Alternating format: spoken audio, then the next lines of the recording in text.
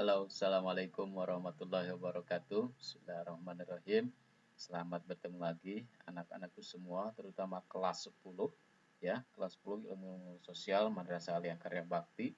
Kita berjumpa lagi dalam mata pelajaran ekonomi. Semoga kalian selalu sehat ya. Kalian tentu masih ingat bahwa pada pertemuan yang lalu Bapak sudah menjelaskan tentang apa itu bank sentral di sini nih. Lalu kemudian sekarang kita akan masuk pada submateri yang baru tentang sistem pembayaran gitu ya.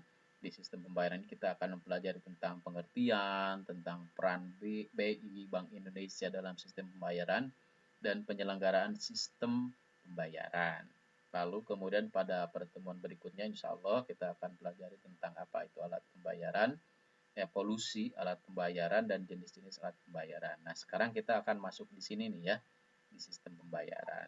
Nah, apa yang kemudian dimaksud dengan sistem pembayaran ya, seperti itu. Apa sih definisi dari sistem pembayaran itu sendiri? Nah, di sini nih yang dimaksud dengan sistem pembayaran. Lihat nih, ini nih, paragraf yang kedua. Bahwa sistem pembayaran adalah sistem yang mencakup seperangkat aturan, lembaga, dan mekanisme yang digunakan untuk melaksanakan pemindahan dana guna memenuhi suatu kewajiban yang timbul dari suatu kegiatan ekonomi. Seperti itu. Jadi, seperangkat aturan. Kata seperangkat kalian pasti sering dengar. Seperangkat alat sholat dibayar tunai. Nah, kalau ini seperangkat aturan adalah sekumpulan aturan untuk melaksanakan pemindahan dana guna memenuhi suatu kewajiban yang timbul dari suatu kegiatan ekonomi. Gitu ya, aturan tentang pemindahan dana. Kan kalian tentu pasti masih ingat dengan materi bank. Pekerjaan bank itu fungsinya adalah menghimpun dana dan menyalurkan dana.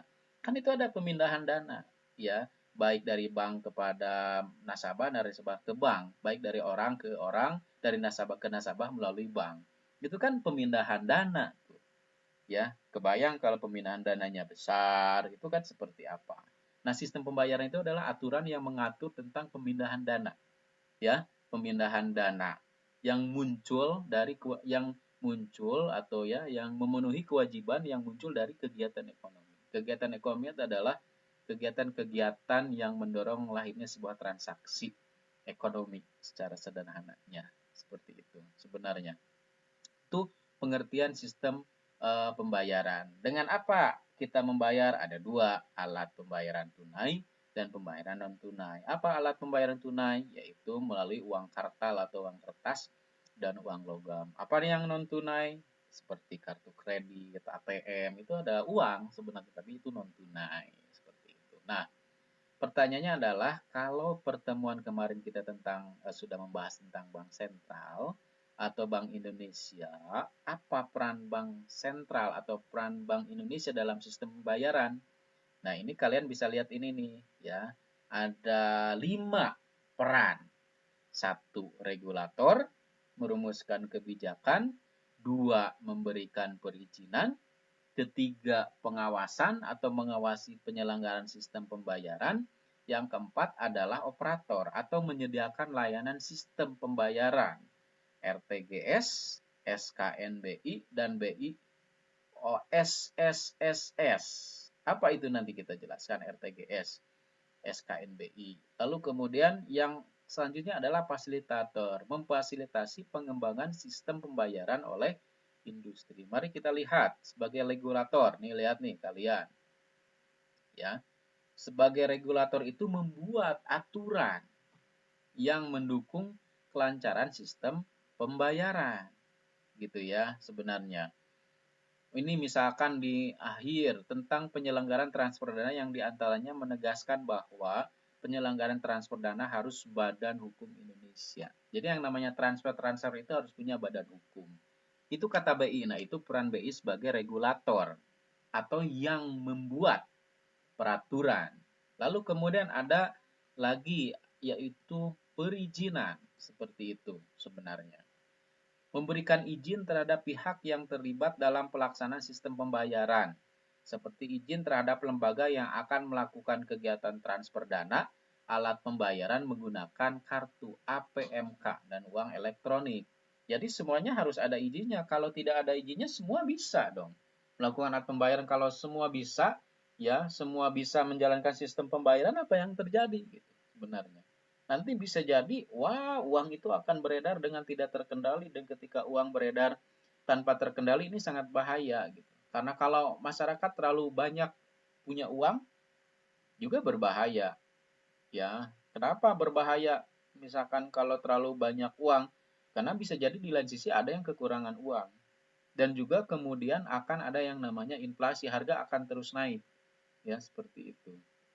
Lalu yang ketiga adalah pengawasan. Ya, seperti itu. Nah, pengawasan itu sebenarnya kan tadi ada aturan, ada perizinan. Bagaimana agar aturan perizinan ini bisa berlangsung dengan baik, itu dijalankan melalui fungsi pengawasan yang dilakukan oleh Bank Indonesia. Seperti itu. Itu adalah fungsi bank sentral dalam sistem pembayaran. Operator. Nah, ada yang namanya Bank Indonesia Real Time Gross Settlement, BIRTGS, dan Sistem Clearing Nasional Bank Indonesia. Nah, yang namanya BIRTGS itu kebayangkan, ada yang transaksi penjualan itu sampai miliaran, sampai ratusan juta kayak beli mobil tuh, seperti itu.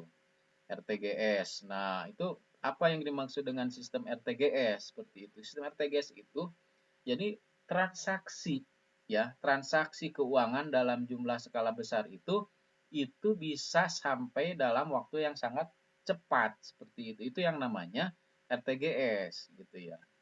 Misalkan orang tua kalian atau saudara kalian mau beli mobil tuh dari dealer secara cash atau secara tunai. Bagaimana caranya agar uang itu bisa sampai dengan cepat? Kalian bisa memakai fasilitas yang namanya RTGS di bank itu. Dengan sistem RTGS akan cepat sekali ya uangnya itu sampai. Lalu juga ada yang namanya sistem clearing nasional Bank Indonesia gitu ya. Batas nilai nominal transfer kredit yang dapat dikliringkan melalui clearing kredit dalam penyelenggaraan SKNBI mengalami peningkatan menjadi batas maksimal 500 juta. Ya, seperti itu sebenarnya. Ada juga yang kemudian sebagai fasilitator gitu ya. Agar penyelenggaraan sistem pembayaran semakin aman dan efisien, BI memfasilitasi pengembangan sistem pembayaran oleh industri yang bergerak dalam bidang jasa keuangan. Selain melaksanakan peran sebagaimana digambarkan dalam bagian di atas, Bank Indonesia juga melakukan transaksi-transaksi seperti operasi pasar terbuka. Kalian tahu apa itu operasi pasar terbuka? Itu operasi pasar terbuka itu misalkan seperti apa ya contohnya operasi pasar terbuka. Kalian bisa googling lah ya, seperti itu sebenarnya. Saya agak lupa. Menyelesaikan tagihan serta transaksi yang terkait dengan rekening pemerintah dan lembaga keuangan. Seperti itu. Nah, ini tentang sistem pembayaran. Ini ringkasannya nih, ya ringkasan itu. Jadi sistem pembayaran itu ada dua. Ada high value, ada retail value. High value itu, value itu nilai, high itu tinggi. Transaksi yang nilai tinggi artinya nilai nominalnya sangat besar dan nilai nominalnya kecil. Retail itu cicilan ya, kecil retail seperti itu. High value itu diselenggarakan oleh BI melalui dua sistem, satu sistem RTGS, kedua sistem SSSS. Apa itu sistem SSSS? Ini nih. Scripal Security Settlement System.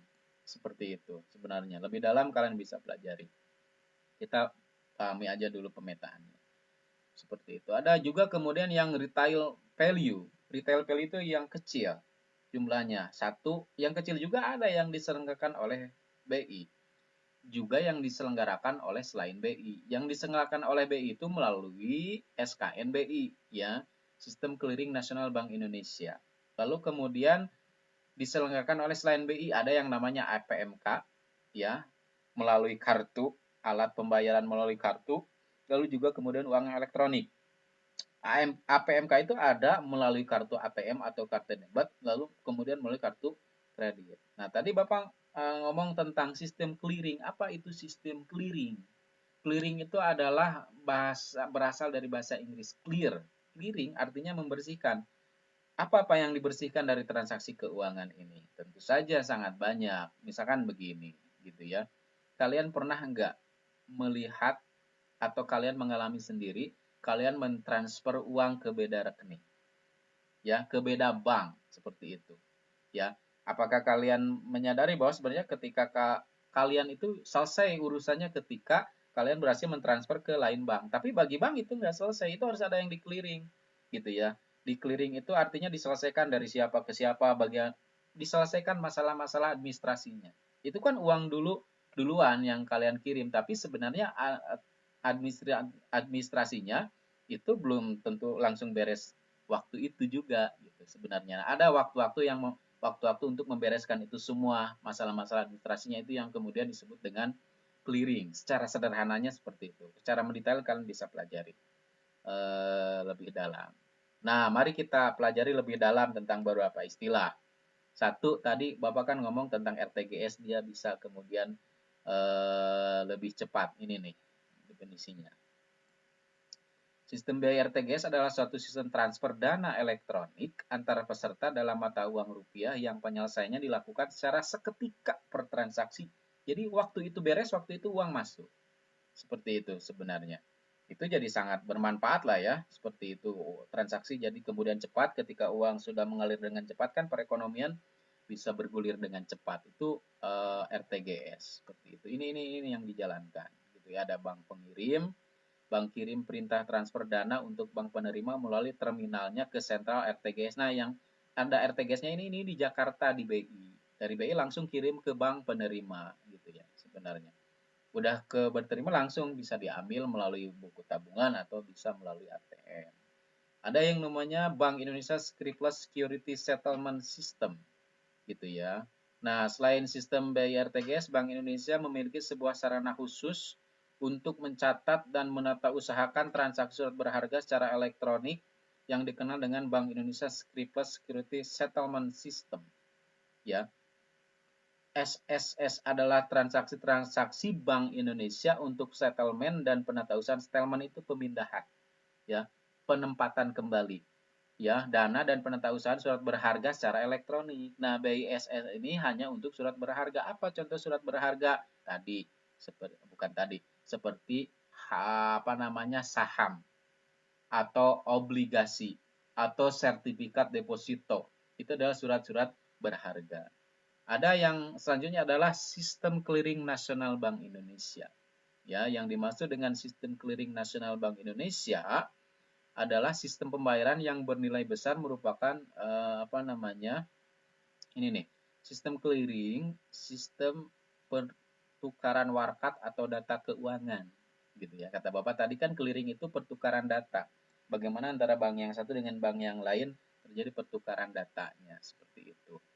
Apa transaksi clearing yang dapat dilakukan? Meliputi transfer debit, gitu ya, bukan cek, bilet giro atau warkat debit lainnya, lalu kemudian transfer kredit.